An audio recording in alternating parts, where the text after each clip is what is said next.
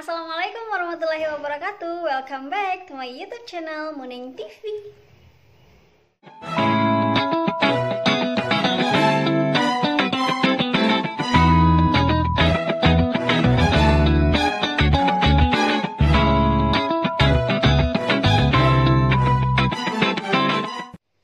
Halo teman-teman semua, seperti yang udah aku janjikan, kita akan bahas soal SKB tentang keguruan. Nah, sebelum videonya dimulai, seperti biasa jangan lupa buat like, comment, dan subscribe, dan juga share ke teman-temannya. Terima kasih. Oke teman-teman, mungkin langsung saja. Dan di sini aku ada bundalan soal. Soal ini adalah yang aku gunakan ketika aku mau tes SKB CPNS 2018. Dan soal ini aku dapatkan dari berbagai macam sumber, dari berbagai macam referensi di internet. Oke, untuk itu mungkin langsung saja. Untuk video pertama ini kita akan bahas 15 soal tentang naskah soal pedagogik guru. Nah, nanti mungkin akan aku tampilkan soalnya di sebelah sini. Jadi nanti teman-teman bisa lihat, bisa lebih jelas. Karena kalau ini kan nggak terlalu jelas ya. Jadi kita mulai saja. Oke, untuk soal yang pertama aku baca ya.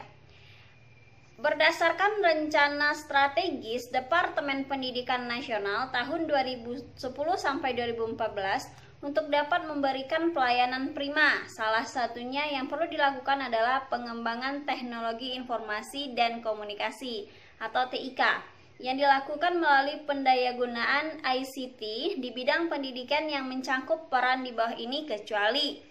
Nah, berarti di sini dia berbicara tentang ICT, Information and Communication Technologies. Oke, untuk itu di sini yang bukan merupakan pendayagunaan ICT dalam bidang pendidikan adalah yang A, di sana ICT sebagai substansi pendidikan. Jelas dia sebagai substansi pendidikan karena di sini dia bermaksudkan ICT adalah pendayagunaan di bidang pendidikan. Oke, berarti yang A benar ya. Dan yang B, alat bantu pembelajaran fasilitas pendidikan.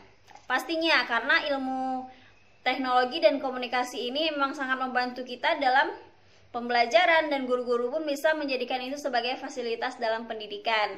Kemudian yang C, standar kompetensi penunjang administrasi pendidikan. Yes, karena apa? Sebagai penunjang administrasi, misalkan administrasi di sekolah pasti akan menggunakan ICT sebagai penunjangnya. Kemudian yang D, alat bantu manajemen satuan pendidikan dan infrastruktur pendidikan. Pasti karena di sini ICT itu adalah pendayagunaan di bidang pendidikan dan di sini dia bilang membantu manajemen satuan pendidikan. Ya.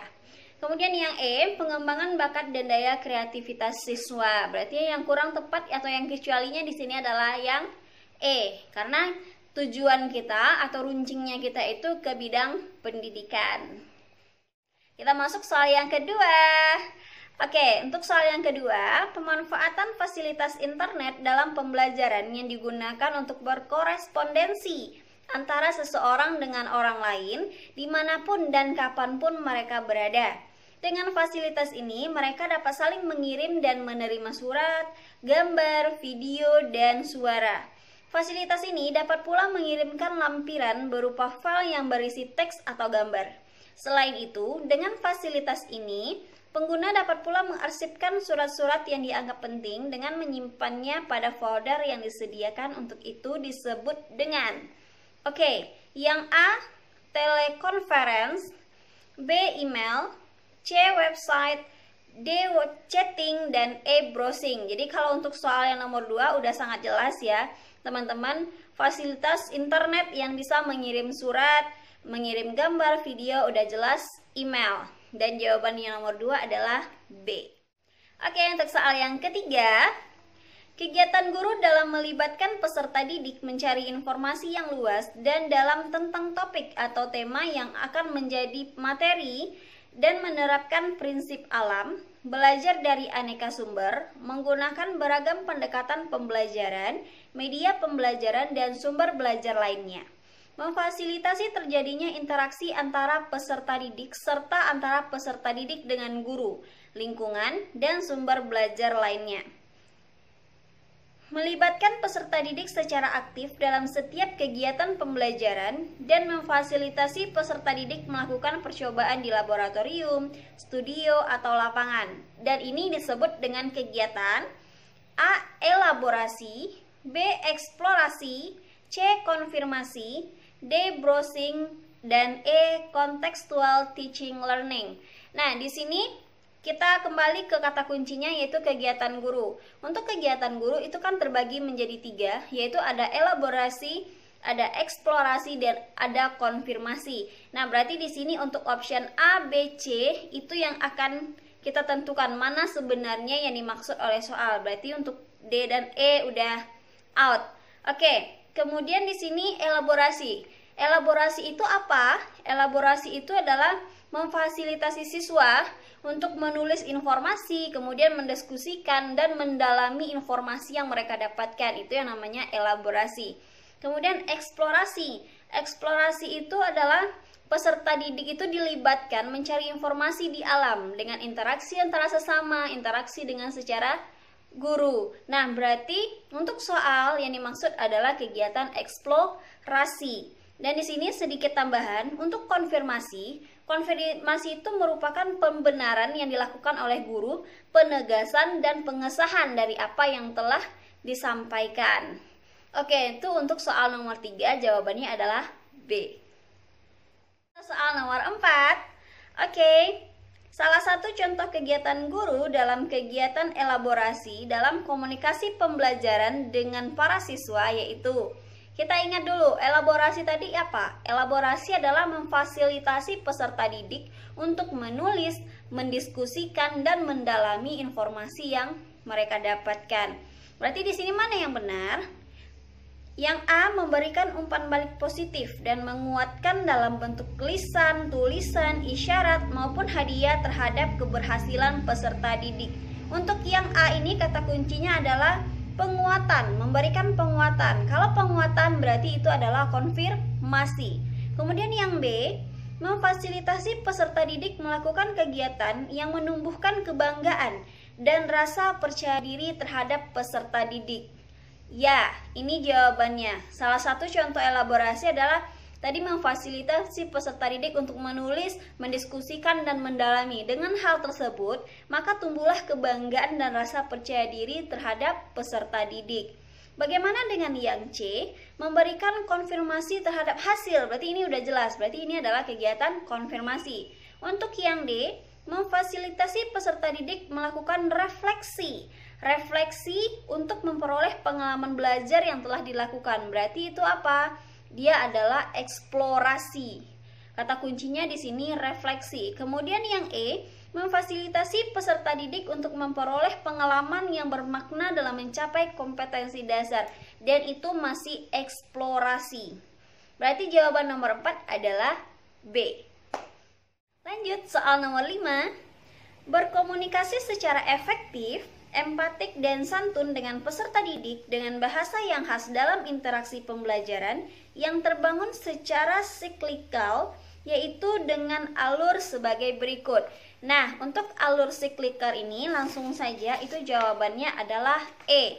Untuk alur komunikasi secara siklikal, yang pertama menyiapkan kondisi psikologi peserta didik. Yang kedua, memberikan pertanyaan atau tugas sebagai undangan kepada peserta didik untuk merespon. Yang ketiga, peserta didik untuk merespon. Dan yang keempat, reaksi guru terhadap respon peserta didik. Jadi jawabannya yang nomor 5 adalah E. Next, soal nomor 6. Soal nomor 6 di sini, dalam kaitannya dengan upaya untuk memotivasi belajar siswa dan agar proses pembelajaran berlangsung efektif, maka guru perlu mengacu kepada A. Metode pembelajaran, B. Pendekatan pembelajaran, C. Strategi pembelajaran, D. Gaya pembelajaran, dan E. Kemampuan belajar. Jadi di sini jawabannya adalah C. Strategi pembelajaran. Karena dalam kaitannya supaya memotivasi siswa dalam belajar, kita harus memikirkan bagaimana strategi kita dalam belajar, bagaimana strategi yang menarik sehingga memotivasi siswa untuk bisa mengikuti pembelajaran yang kita berikan. Dan pembelajaran pun berlangsung secara efektif. Jadi yang nomor 6 jawabannya adalah C, strategi pembelajaran. Soal nomor 7. Untuk soal nomor 7, standar ketuntasan minimal belajar SKMB ditentukan oleh faktor-faktor di bawah ini. A. Intake siswa, jelas. B. Tingkat kesulitannya, iya. Dan yang C. Sarana pendukung, iya. D. Bakat dan minat siswa, tentu tidak. Berarti dari A, B, C ada jawaban yang betul 3. Dan kita lihat yang E, intake siswa, tingkat kesulitan, dan sarana pendukung. Jadi jawabannya adalah E. Soal nomor 8. Jenis-jenis pembelajaran dapat diklasifikasikan sebagai berikut. Jenis-jenis pembelajaran itu ada 5, yaitu ada fakta, konsep, prinsip, prosedur, dan sikap. Jadi yang benarnya adalah yang A. Fakta, konsep, prinsip, prosedur, dan sikap. Lanjut soal nomor 9. Untuk memudahkan penetapan materi pembelajaran dapat mengacu pada rumusan A. Kompetensi dasar, B. Standar kompetensi, C. Indikator, D. Metode pembelajaran, C. Sumber belajar. Jadi kita kalau misalkan seorang guru akan menetapkan materi pembelajaran, pengacuan kita atau acuan kita adalah kompetensi dasar atau KD-nya. Karena di KD itu ada jelaskan menganalisis, menjelaskan. Jadi dari kompetensi dasar kita dapat merumuskan materi apa saja yang akan dipelajari. Jadi jawabannya di sini adalah A, kompetensi dasar. Oke teman-teman, selanjutnya nomor 10. Untuk soal nomor 10, di bawah ini merupakan pengidentifikasian materi pembelajaran yang menunjang pencapaian kompetensi dasar. 1. Potensi peserta didik, iya. Karakteristik mata pelajaran, kemudian relevansi dengan karakteristik daerah. Tidak, karena di sini materi pembelajaran yang menunjang kompetensi dasar itu tidak ada kaitannya dengan karakteristik daerah. Yang nomor 2, tingkat perkembangan fisik intelektual, emosional, sosial, dan spiritual peserta didik itu sudah jelas. Kemudian kebermanfaatan bagi peserta didik, struktur keilmuan, aktualitas, kedalaman, dan keluasan materi pembelajaran. Sudah jelas iya ya teman-teman, karena materi pembelajaran akan menunjang pencapaian kompetensi dasar itu harus bermanfaat bagi peserta didik. Kemudian yang keempat, kemampuan guru dan tersediaan referensi itu tidak termasuk mengidentifikasi materi pembelajaran untuk menunjang kompetensi, karena sepintar apapun gurunya dan sebanyak apapun ketersediaan referensi oleh guru, tapi tidak sesuai dengan tingkat perkembangan peserta didik itu tidak akan menunjang kompetensi dasar. Kemudian yang nomor 5, relevansi dengan kebutuhan peserta didik, tuntutan lingkungan, dan alokasi waktu. Tentu, karena materi yang diberikan itu harus sesuai dengan kebutuhan peserta didik dan juga alokasi waktu yang akan kita alokasi waktu kita dalam belajar. Kemudian yang keenam, dana yang tersedia itu iya, karena itu juga merupakan salah satu pengidentifikasian kita, karena materinya kalau misalkan menggunakan media yang terlalu mahal, jadi itu menjadi catatan buat kita. Jadi jawaban nomor 10 ini adalah nomor 2, 3, 5, dan 6. Oke, kita lanjut nomor 11. Upaya guru dalam memanfaatkan hasil analisis untuk menentukan ketuntasan belajar antara lain sebagai berikut. A. Menentukan kriteria keberhasilan belajar, tidak. B. Mengklasifikasikan siswa berdasarkan hasil capaian pembelajaran, tidak. Yang C. Mencari letak kelemahan secara umum, dilihat dari kriteria keberhasilan yang diharapkan. Ya, karena salah satu upaya guru dan memanfaatkan hasil analisis pembelajaran itu yaitu untuk mencari titik kelemahannya itu di mana, dan bisa dilihat sebagai kriteria keberhasilan yang akan diharapkan ke depannya. Dan nomor 11 jawabannya adalah C. Oke, kita lanjut nomor 12. Nomor 12, upaya merancang pengayaan bagi peserta didik yang mencapai ketuntasan belajar optimal tampak dalam kegiatan guru sebagai berikut. Yang A. Memberikan tambahan materi berupa sumber ajar dari pengarang yang berbeda. Yang B. Memberikan tes tambahan dengan tingkat kesukaran yang lebih tinggi. C. Memberikan tambahan sumber bacaan yang lebih mendalam dan tingkat variasi tinggi berikut instrumen tesnya yang sesuai. Yang D. Diberikan materi bahan ajar yang lebih tinggi tingkatannya dan pengerjaan soal-soalnya yang memiliki kesulitan tinggi. Dan E. Memberikan tambahan materi berupa sumber ajar dari penerbit yang berbeda. Jadi di sini upaya merancang pengayaan bagi peserta didik yang paling tepatnya adalah yang D. Diberikan materi bahan ajar yang lebih tinggi tingkatannya dan pengerjaan soal-soal yang memiliki kesulitan lebih tinggi. 13. Dalam melakukan evaluasi proses dan hasil belajar, seorang guru perlu memperhatikan hal-hal sebagai berikut. A. Semua indikator ditagih dengan berbagai teknik penilaian, analisa hasil penilaian, melaksanakan program perbaikan dan pengayaan. B. Melaksanakan program perbaikan dan pengayaan, analisa hasil penilaian, sebagian indikator ditagih dengan berbagai teknik penilaian. C. Analisa hasil penilaian, belum melaksanakan program perbaikan dan pengayaan, semua indikator ditagih dengan berbagai teknik penilaian. Yang D. Melaksanakan hasil penilaian dan melaksanakan program perbaikan dan pengayaan. Sedangkan yang E, semua indikator ditagih dengan berbagai teknik penilaian dan melaksanakan analisa hasil penilaian. Jadi, yang paling tepat untuk melakukan evaluasi proses dan hasil belajar di sini adalah yang E. Semua indikator yang diberikan itu ditagih dengan berbagai cara teknik penilaiannya, kemudian melaksanakan analisis dari hasil penilaian. Next, untuk soal nomor 14. Pada setiap akhir kegiatan pembelajaran, guru bersama peserta didik melakukan kegiatan refleksi.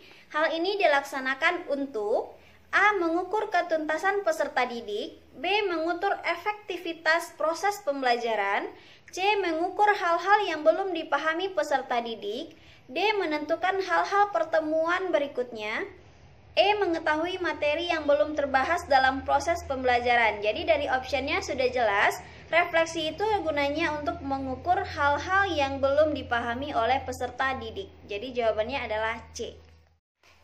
Oke, untuk soal terakhir atau soal 15 dari part 1 ini, penilaian diatur dalam Permendiknas RI nomor A. Nomor 16 tahun 2007, B. Nomor 20 tahun 2007, C. Nomor 41 tahun 2007, D. Nomor 13 tahun 2007, dan E. Nomor 19 tahun 2007.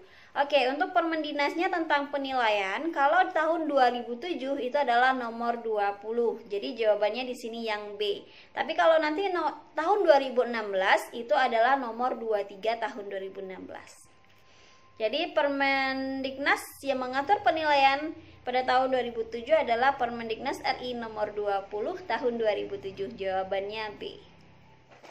Oke teman-teman, sekian dulu untuk part 1 kupas tuntas soal SKB keguruan. Ada 15 soal. Semoga bermanfaat buat teman-teman semuanya dan semangat untuk melaju ke SKB. Oke, untuk sumber soal ini, kalau buat teman-teman yang mau mencari soal yang lebih banyak lagi, itu pada http://asefts63.wordpress.com. Jadi itu halamannya buat teman-teman yang mau membahas soal yang lebih banyak lagi. Oke, sekian dulu untuk part 1-nya telah selesai. Ditunggu untuk part 2 selanjutnya. Dan terima kasih buat yang udah nonton, dan jangan lupa buat like, komen, dan subscribe. Terima kasih. Assalamualaikum warahmatullahi wabarakatuh.